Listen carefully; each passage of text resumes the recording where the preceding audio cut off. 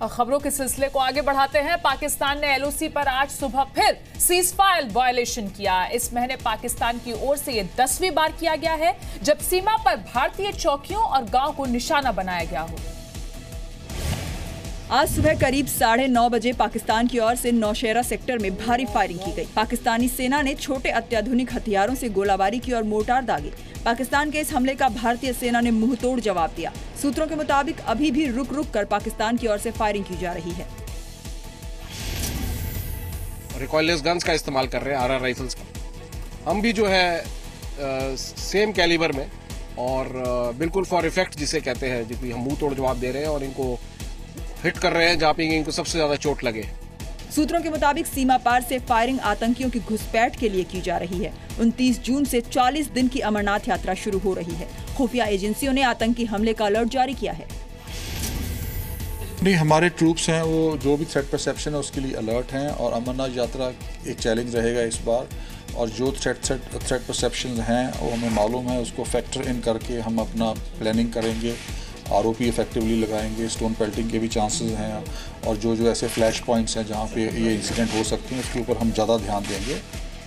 जम्मू कश्मीर में high alert के बीच कल मंगलवार शाम से देर रात तक एक के बाद एक 6 आतंकी हमले हुए।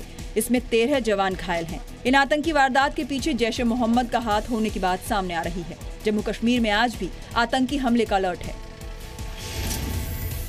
वो चाहते हैं कि ज़्यादा से ज़्यादा अटैक सिक्योरिटी फोर्सेस के कैंप पर हों, आर्मी के ऊपर हों और सिविलियंस जो हैं उनके घरों पर भी हमले हों, इससे कि जो है आतंकवादियों का मनोबल बना रहे। मेन कारण ये है। पुलवामा के त्राल में सीआरपीएफ कैंप के भीतर आतंकियों ने ग्रेनेड फेंका। इस हमले में 10 जवान घायल हुए हैं। पुलवामा में ही एक पुलिस स्टेशन पर ग्रेनेड से अटैक किया गया। इस हमले में सभी पुलिस वाले सुरक्षित हैं। आतंकियों ने पहलगाम के सरनाल में सीआरपीएफ कैंप पर ग्रेनेड से अटैक की कोशिश की। सोपोर के पजलपोरा में 22 राष्ट्रीय राइफल की आर्मी कैंप पर हमले की कोशिश। जवाबी कार्रवाई के बाद आतंकी भाग निकले। अनंतनाग में रिटायर्ड जज मोहम्मद अतहर के घर के सामने 2 पुलिस वालों पर हमला कर उनके हथियार छीन लिए गए। हमले में पुलिस वाले घायल हैं। एक दिन में 6 आतंकी हमलों को अमरनाथ यात्रा से भी जोड़कर देखा जा रहा है। ये यात्रा पहलगाम और बालटाल के रास्ते होती है। पहलगाम में विरोध प्रदर्शन और आतंकी हमले पिछले कुछ समय से काफी ज्यादा बढ़ गए हैं। लालू यादव आज मीडिया पर भड़क गए। दिल्ली एयरपोर्ट पर रिपोर्टर ने मोहम्मद शहाबुद्दीन से संबंधों को लेकर उनसे सवाल पूछा। इस पर लालू यादव अपना आपा खो बैठे। रिपोर्टर ने पूछा कि गैंगस्टर से आपका क्या संबंध है। इस पर लालू यादव पहले तो चुप रहे, फिर उल्टे सवाल दाग दिया कि वो गैंगस्टर है। गैंगस्टर के सर ये आईटी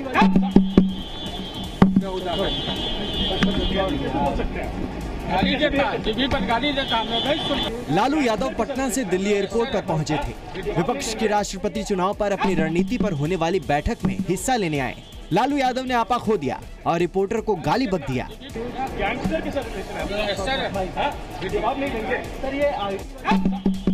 एयरपोर्ट पर लालू यादव से रिपोर्टर ने उनकी बेटी हेमा यादव की बेहिसाब संपत्ति को लेकर सवाल पूछा, लेकिन लालू यादव ने सीधा जवाब नहीं दिया। लालू यादव ने रिपोर्टर को घोटालेबाज, यहां तक कि पीएम मोदी से सुपारी लेने का आरोप भी मढ़ दिया। सरकारी खर्च पर घर पर अपना इलाज करवाने को लेकर लालू यादव पहले ही विवादों में हैं। सरकारी अस्पताल के डॉक्टरों और नर्सों ने उनके घर पर रहकर उनका इलाज किया। हेमा यादव लालू यादव की 5वीं बेटी हैं। बिहार के पूर्व डेप्यूटी सीएम सुशील मोदी ने हेमा यादव के पास बेहिसाब संपत्ति होने का आरोप लगाया है। मध्य प्रदेश में किसानों के मारे जाने की घटना के करीब 8 दिन बाद आज सीएम शिवराज सिंह चौहान मंदसौर पहुंचे। मंदसौर के बड़वन गांव में पुलिस कार्रवाई में मारे गए किसान घनश्याम के परिवार से शिवराज सिंह चौहान मिले। लाठीचार्ज में घायल होने के बाद घनश्याम की इलाज के दौरान मौत हो गई थी। मुलाकात के दौरान शिवराज सिंह चौहान को लोगों के गुस्से का शिकार होना पड़ा। पीड़ित परिवार ने सीएम से आर्थिक सहायता और नौकरी की मदद नहीं, दोषियों पर कार्रवाई की मांग की। सीएम ने पीड़ितों के परिवार को इंसाफ का भरोसा दिया। वो 1 करोड़ की राशि बोले सर, और कुछ बोले हैं किसी तरह का? हाँ, इन बेगम माफ करनी। वो बोला कि वो मैं तुम्हारी जो सारी समस्या है मैं पूरी करूँगा और जो भी आपके जो खेत गिरवे पड़े हैं वो मैं छुड़वाऊंगा। मंदसौर में किसान आंदोलन के दौरान पुलिस फायरिंग में 6 किसानों की मौत हो गई थी। सरकार घनश्याम धाकड़ के 5 साल के बेटे और 2 महीने की बेटी की पूरी जिम्मेदारी ले। सरकार उन पुलिस वालों पर आपराधिक केस दर्ज करे जिन्होंने घनश्याम पर लाठीचार्ज किया। गांव के जिन किसानों को जेल में बंद किया गया है उन्हें रिहा किया जाए। मंदसौर में किसानों की मौत के बाद राज्य में हिंसा की घटनाओं में बड़ा इजाफा हुआ था। इसके बाद शांति के लिए शिवराज सिंह चौहान ने 2 दिन का उपवास भी किया था। मेरठ के कांग्रेस जिलाध्यक्ष विनय प्रधान को राहुल गांधी को पप्पू लिखने पर पार्टी के सभी पदों से हटा दिया गया है। मेरठ जिला कांग्रेस अध्यक्ष ने व्हाट्सएप ग्रुप में राहुल की तारीफ में एक पोस्ट डाली थी। हालांकि पोस्ट में विनय प्रधान ने राहुल गांधी की तारीफ की थी, लेकिन उन्हें पप्पू कहकर संबोधित करना भारी पड़ गया। विनय प्रधान का ये पोस्ट व्हाट्सएप के साथ साथ फेसबुक पर भी वायरल हो गया। कांग्रेस पार्टी ने मेरठ के कांग्रेस जिलाध्यक्ष विनय प्रधान पर कार्रवाई करते हुए उन्हें सभी पदों से हटा दिया है। किसी का बेटा को प्यार से किसी को पिंटू कहता हो और मगर जब वो कलेक्टर बन जाता है और कलेक्टर की कुर्सी पे बैठा होता है तो वो डीएम साहब हो जाता है। अगर वो पब्लिकली सबके बीच में अगर वो पिंटू कहकर बुलाएगा, अरे पिंटू इधर को सुनो, तो उसकी भी गरिमा गिरती है, उस पद की गरिमा गिरती है, उस व्यक्ति की गरिमा गिरती है, क्योंकि उस कुर्सी पे बैठा हुआ व्यक्ति वो पिंटू नहीं होता, वो कलेक्टर होता है। इसी तरह राहुल गांधी जी के बारे में जो शब्द यूज किए जा रहे हैं ये गलत है, हम इसकी घोर निंदा करते हैं। राहुल गांधी देश के नेता, राजनीतिक नेता है। राहुल गांधी जिसे देश का एक हिस्सा पप्पू के नाम से भी जानता है। आप बताएं, क्या पप्पू ने कभी महंगी गाड़ियों का शौक पाला? कभी अंबानी, अडानी, माल्या की पार्टी में शामिल हुआ? नहीं ना। पप्पू ने क्या कभी शान शौकत का प्रदर्शन किया? नहीं, परंतु कर सकता था। पप्पू मंत्री और प्रधानमंत्री भी बन सकता था, पर बना नहीं। विनय प्रधान ने व्हाट्सएप ग्रुप में अपने पोस्ट में राहुल गांधी का साथ देने की अपील की थी, लेकिन राहुल की सादगी की मिसाल देते हुए पप्पू कहना उनको भारी पड़ गया। गर्भवती महिलाओं के लिए आयुष मंत्रालय की गाइडलाइन पर विवाद खड़ा हो गया है। केंद्र सरकार के आयुष मंत्रालय ने गर्भवती महिलाओं को सलाह दी है कि उन्हें मांसाहार नहीं करना चाहिए और सेक्स से भी दूर रहना चाहिए। मंत्रालय की ओर से जारी बुकलेट में लिखा गया है कि उन्हें धार्मिक मुद्दों पर ज्यादा विचार करना चाहिए। आयुष मंत्रालय की इस पहल पर विवाद खड़ा हो गया है। मतलब जहाँ तक ये जो बुकलेट की जो कंटेंट की बात है, हमने कहीं नहीं लिखा है कि नॉन वेजिटेरियन या मांसाहार को संपूर्ण वर्जित करना, ऐसा कहीं नहीं है। एक जगह हमने लिखा है जरूर कि अवॉइड करना है ड्यूरिंग प्रेगनेंसी।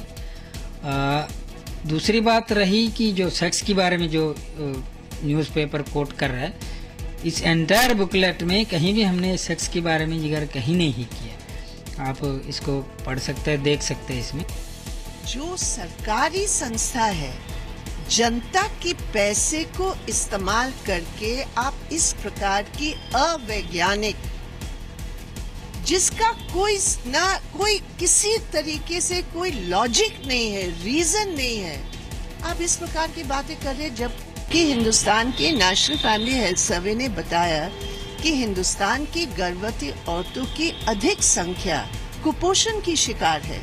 उनको तो सही पोषण की जरूरत है। डॉक्टरों के मुताबिक गर्भवती महिला के लिए ज्यादा प्रोटीन की जरूरत होती है। मीट को उन भोजन में शामिल किया जाता है जिनमें ज्यादा प्रोटीन होता है। अंडे में 12 विटामिन का पैकेज होता है और साथ ही इसमें कई तरह के लवण भी होते हैं। मछली और अंडे में पाए जाने वाला ओमेगा 3 गर्भ में पल रहे बच्चे के लिए जरूरी होता है। आयुष मंत्रालय के ताजा बुकलेट जारी होने पर यह सवाल उठ गया कि कहीं सरकार अपना विचार लोगों पर थोपना तो नहीं चाहती। बिहार के समस्तीपुर में एक 14-15 साल की लड़की को जिंदा जला देने की दिल दहला देने वाली घटना सामने आई। 9वीं क्लास में पढ़ने वाली लड़की को हाथ पैर बांधकर जिंदा जला दिया। लड़की के पिता दवा का कारोबार करते हैं। घटना मंगलवार की है। दोपहर को आकांक्षा नाम की बच्ची किसी काम से घर के बाहर निकली थी। उसी समय पड़ोस के अमित और सुमित नाम के 2 लड़कों ने उसे पकड़ लिया और पास के एक सुनसान घर में ले जाकर हाथ पैर बांध दिया और फिर केरोसिन तेल छिड़क कर आग लगा दी। उसका मुंह बांध दिया, हाथ बांध दिया, पैर बांध दिया और केरोसिन तेल छींट के आग लगाकर भाग गया। इस घटना को कुछ लोग हमको बुलाने आए दुकान पे, तो दौड़ के जब हम लोग गए तो वहाँ पता नहीं चल रहा था कि क्या हुआ है। तो हम लोग जब उसको डॉक्टर के यहाँ ले जाने लगे, उस क्रम में मेरी बच्ची बताई कि वो दोनों लड़का ने मुझे हाथ पैर बांध के तेल छींट के आग लगा दिया और कहा कि तुम्हारे दोनों भाई को भी हम इसी तरह जला देंगे। मामला ये कल सूचना मिली कि हरपुर बोछा में आकांक्षा कुमारी की वो अमित और सुमित नाम के आदमी ने आग लगा करके हत्या कर दी है। और घटना का कारण उससे पूर्व अपहरण कांड हुआ था एक बगलगीर के लड़की का, और उसी अपहरण के आक्रोश में और साजिश करके 2-3 आदमी और इन्वॉल्व है उसमें, उन लोगों ने मिलकर हत्या की है।